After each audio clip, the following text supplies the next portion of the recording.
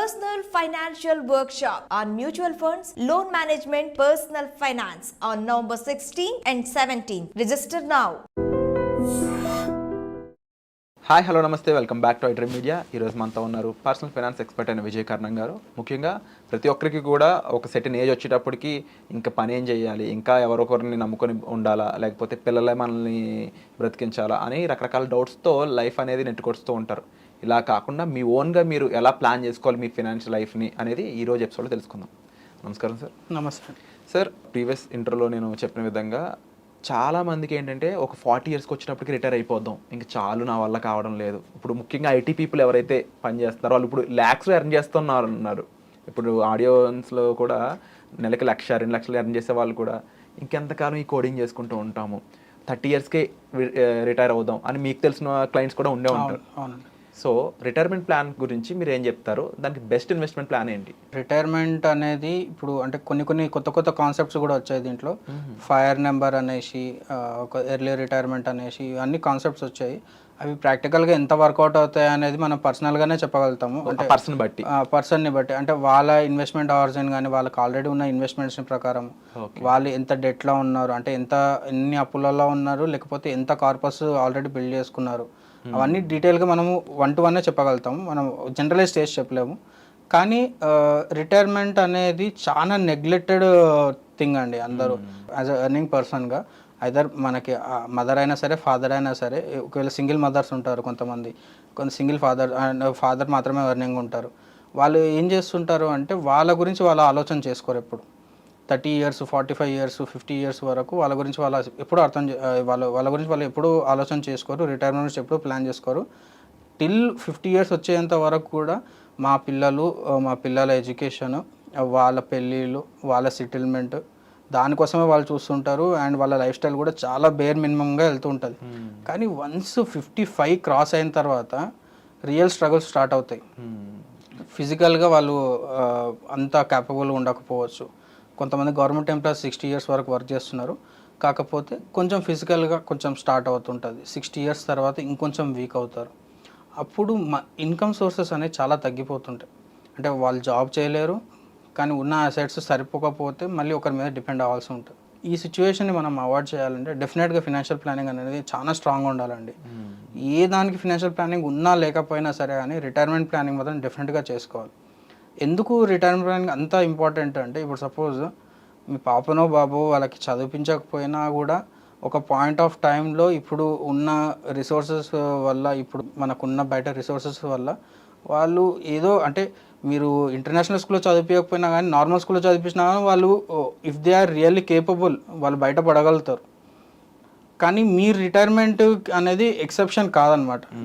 డెఫినెట్గా రిటైర్మెంట్ అనేది మీరు కన్సిడర్ చేయాల్సి ఉంటుంది. అది ఎప్పుడు స్టార్ట్ చేయాలంటే మీరు 30-35 క్రాస్ కాగానే మీరు రిటైర్మెంట్ ప్లానింగ్ అనేది స్టార్ట్ చేయాలి. అది నా ఫస్ట్ సజెషన్. సెకండ్ సజెషన్ వచ్చేసి ఏంటి అంటే రిటైర్మెంట్ కార్పస్ ఎంత ఉండాలి. దీనికి నేను ఒక టేబుల్ చేసుకున్నాను. ఈ చార్ట్లో ఎలా ఉంటుంది అంటే, ఫర్ సపోజ్ ఇప్పుడు ఒక పర్సన్ హైదరాబాద్లో ఉన్న అతనికి ఒక 50,000 అతని ఎక్స్పెన్సెస్ ఉన్నాయి. 50,000 ఎక్స్పెన్సెస్ ఉన్నాయి. Over the period of time అతను రిటైర్ అయిన తర్వాత ఇదే 50,000 లైఫ్ స్టైల్, అంటే ఈ లైఫ్ స్టైల్ పెంచడం కాదు తగ్గించడం కాదండి, సేమ్ ఇదే లైఫ్ స్టైల్. ఇన్ఫ్లేషన్ నేను కన్సిడర్ చేశాను. Over the period of time దీన్ని అతన్ని ఎట్లా మెయింటైన్ చేయాలంటే అతనికి ఎంత కార్పస్ కావాలనేది ఈ టేబుల్లో మనం క్లియర్గా చూసుకోవచ్చు అనమాట. సో నేను ఇక్కడ కన్సిడర్ చేసింది ఎక్స్పెన్సెస్ 50,000. ఓకే. ఇన్ఫ్లేషన్ 5% మాత్రమే కన్సిడర్ చేశాను. యావరేజ్గా 5% కన్సిడర్ చేశాను. అండ్ నేను వచ్చేసి rate of return during accumulation least పెట్టుకున్నానండి. అగ్రెసివ్గా 15% 20% కాకుండా జస్ట్ 12% మాత్రమే పెట్టుకున్నాను. ఎందుకు అంటే ఓన్లీ ఇండెక్స్ కంపేర్ చేసుకోవడానికి ఓన్లీ 12% మాత్రమే కన్సిడర్ చేశాను. అండ్ థర్డ్ థింగ్ వచ్చేసి కార్పస్, అంటే మీకు ఒకసారి కార్పస్ బిల్డ్ అయిన తర్వాత మీకు ఆ కార్పస్ రిటర్న్స్ ఎంత అంటే జస్ట్ 6% మాత్రమే కన్సిడర్ చేశాను. దీస్ ఆర్ బేర్ మినిమమ్ అండి. ఒకవేళ మీరు అక్యుములేషన్ ప్రాసెస్లో అడ్వైజర్ హెల్ప్ తీసుకోవడం కానీ, లేకపోతే మీకు ఎక్కువ అవేర్నెస్ ఉండి మంచి అలొకేషన్ చేసుకుంటే 12% దగ్గర 15% 20% కూడా మీరు రిటర్న్స్ తీసుకురావచ్చు. అదే అక్యుములేషన్ ప్రాసెస్లో కూడా 6% దగ్గర 10% నుంచి 12% కూడా మీరు తీసుకొచ్చే ఛాన్సెస్ ఉంటాయి. సో అక్కడ మీకు అడ్వైజర్ హెల్ప్ అనేది డెఫినెట్గా పనికి వస్తుంది అనమాట. అది ఫస్ట్, అదొక పాయింట్ అనమాట. సెకండ్ థింగ్ వచ్చేసి ఇప్పుడు మీరు ఈ టేబుల్ చూడగలిగితే నేను ఒక ఎగ్జాంపుల్ ఏంటంటే 40 ఇయర్స్ ఉన్న వ్యక్తికి తీసుకుంటున్నాను. ఓకే. 40 ఇయర్స్ ఉన్న వ్యక్తి 50,000 ఎక్స్పెన్సెస్ ఉన్నాయి అంటే మనం ఇన్ఫ్లేషన్ క్యాలిక్యులేట్ చేసుకుంటే అతను రిటైర్డ్ అయిన తర్వాత అంటే 60 ఇయర్స్ దాటిన తర్వాత సేమ్ 50,000 ఎక్స్పెన్సెస్ అతనికి అప్రాక్సిమేట్గా 1.3 lakhs వరకు వెళ్తుందండి. అంత పెరుగుతాయి ఖర్చులు. 50,000 ఖర్చులే ఇన్ఫ్లేషన్ కన్సిడర్ చేసుకుంటే 1.3 lakhs వాల్యుయేషన్ అనేది అంతకే వెళ్తుంది. ఈ రోజు మీరు 50,000తో లైఫ్ లీడ్ చేస్తున్నారు అంటే ఒక 10,000 గ్రాసరీస్ కొంటున్నారు, ఒక 10,000 ఏదైనా బయటకు వెళ్దాం అనుకుంటున్నారు, ఇంకా అట్లా సపరేట్ ఒక 50,000 ఖర్చు పెడుతున్నారు అనుకున్నారు ప్రతి మంత్. మీకు 60 ఇయర్స్ తర్వాత అది 1.3 lakhs అవుతుంది అనమాట ఇన్ఫ్లేషన్, జస్ట్ ఇన్ఫ్లేషన్ కన్సిడర్ చేసుకుంటే. అండ్ ఆ 1.3 lakhs మీకు కావాలి ఎవ్రీ మంత్ మీకు కావాలి అంటే మీ కార్పస్ 3.5 crores ఉండాలండి. ఓకే. అంటే ఎప్పుడైతే మీరు 3.5 crores కార్పస్ బిల్డ్ చేసుకుంటే మీకు ఆ అమౌంట్ అనేది ఎవ్రీ మంత్ 1.3 lakhs మీకు ఆ కార్పస్లోకి వెళ్ళి వచ్చేస్తుంటుంది. So you can life post retirement ఈజీగా వెళ్ళిపోతుంటుంది. అట్లాగా ఇంకొక ఎగ్జాంపుల్ తీసుకుందాము.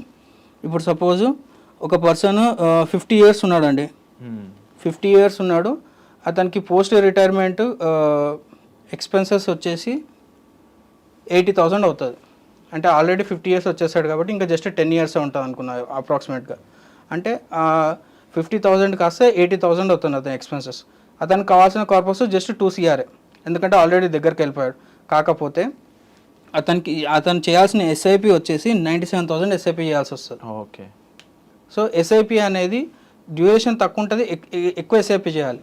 అదే మనం 40 yearsలో చూసుకుంటే మనం SIP వచ్చేసి జస్ట్ 38,000 ఉంటుంది SIP. సో ఓవరాల్గా వీళ్ళంత ఎర్లీగా చేసుకుంటే బెస్ట్. ఎగ్జాక్ట్లీ. మీకు ఎంత ఎర్లీకి ఎంత అడ్వాంటేజ్ అంటే ఇప్పుడు 35 years ఉన్న పర్సన్ జస్ట్ 26,000 SIP చేసుకుంటే అతనికి 4 crores కార్పస్ జమ అయిపోతుంది. ఓకే. సో ఇట్లా ఈ టేబుల్ అనేది మీకు ఒక క్లారిటీ వస్తుంది. ఈ టేబుల్లో మనం కన్సిడర్ చేసింది జస్ట్ 12% రేట్ ఆఫ్ రిటర్న్ మాత్రమే. అండ్ మనకి డిస్ట్రిబ్యూషన్ ఫేజ్లో జస్ట్ 6% మాత్రమే కన్సిడర్ చేస్తాం. ఇది కొంచెం మనం ఇంకా ఎక్కువ ఎక్సర్సైజ్ చేసి ఇంకా ఎక్కువ రిటర్న్స్ తీసుకురావడానికి కూడా స్కోప్ ఉందన్నమాట. సో ఈ టేబుల్ వల్ల ఒక క్లారిటీ వస్తుంది, రిటైర్మెంట్ కార్పస్ ఐడియా వస్తుంది డెఫినెట్గా.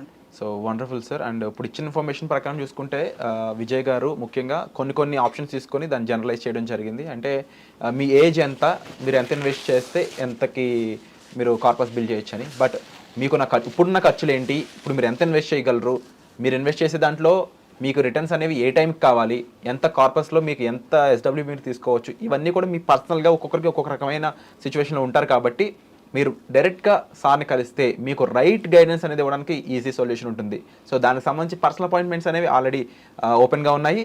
మీరు స్పెసిఫిక్గా సార్ని కలిసి మీ ఇష్యూస్ డిస్కస్ చేసి నాకు ఇంత అమౌంట్ ఈ టైంకి కావాలి అని ఒక ప్లానింగ్ రిక్వైర్మెంట్ ఉన్నట్లయితే వెంటనే మీరు ఈ యాక్షన్ తీసుకోండి.